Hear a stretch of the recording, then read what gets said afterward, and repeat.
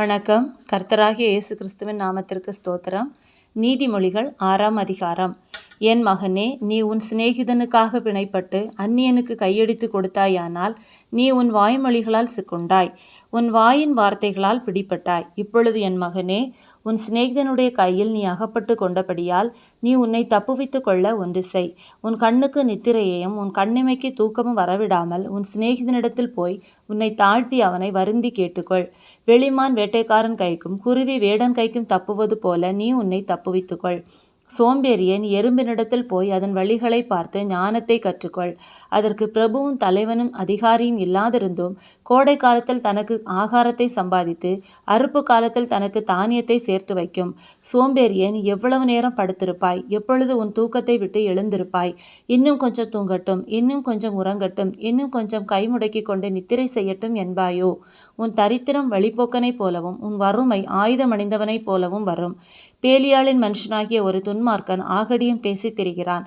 அவன் தன் கண்களால் சைகை காட்டி தன் கால்களால் பேசி தன் விரல்களால் போதனை செய்கிறான். அவன் இருதயத்தில் திரியா வரமுண்டு. இடைவிடாமல் பொல்லாப்பை பிணைத்து வழக்குகளை உண்டு பண்ணுகிறான். ஆகையால் சடுதியில் அவனுக்கு ஆபத்து வரும். சகாயமின்றி சடுதியில் நாசமடைவான். 6 காரியங்களை கர்த்தர் வெறுக்கிறார், 7 அவருக்கு அருவருப்பானவைகள். அவையாவன: மேட்டிமையான கண், பொய் நாவு, குற்றமற்றவர்களுடைய இரத்தம் சிந்தும் கை, தூர் ஆலோசனையை பிணைக்கும் இருதயம், தீங்கு செய்வதற்கு விரைந்தோடும் கால், அபத்தம் பேசும் பொய் சாட்சி, சகோதரருக்குள்ளே விரோதத்தை உண்டு பண்ணுதல் ஆகிய இவைகளே. என் மகனே, உன் தகப்பன் கற்பனையை காத்துக்கொள், உன் தாயின் போதகத்தை தள்ளாதே. அவைகளை எப்பொழுதும் உன் இருதயத்தில் அணிந்து அவைகளை உன் கழுத்திலே கட்டிக்கொள். நீ நடக்கும் போது அது உனக்கு வழிகாட்டும், நீ படுக்கும் போது அது உன்னை காப்பாற்றும், நீ விழிக்கும் போது அது உன்னோடே சம்பாஷிக்கும். கட்டளையே விளக்கு, வேதமே வெளிச்சம், போதக சிட்சையே ஜீவ வழி. அது உன்னை துன்மார்க்க ஸ்திரீக்கும் இச்சகம் பேசும் நாவை உடைய பரஸ்திரீக்கும் விலக்கி காக்கும். உன் இருதயத்திலே அவள் அழகை இச்சியாதே, அவள் தன் கண்ணிமைகளால் உன்னை பிடிக்க விடாதே. வேசி நிமித்தம் ஒரு அப்பத்துணிக்கையும் இறக்க வேண்டியதாயிருக்கும். விபச்சாரியானவள் அருமையான உயிரை வேட்டையாடுகிறாள். தன் வஸ்திரம் வேகாமல் மடியிலே எவனாவது நெருப்பை வைத்து கொள்ளக்கூடுமோ? தன் கால் சுடாமல் எவனாவது தழலின் மேல் நடக்கக்கூடுமோ? பிறனுடைய மனைவியினிடத்தில் பிரவேசிப்பவனும் அப்படியே அவளை தொடுகிற எவனும் ஆக்கினைக்கு தப்பான். திருடன் தன் பசியை ஆற்ற திருடினால் ஜனங்கள் அவனை இகழ மாட்டார்கள்.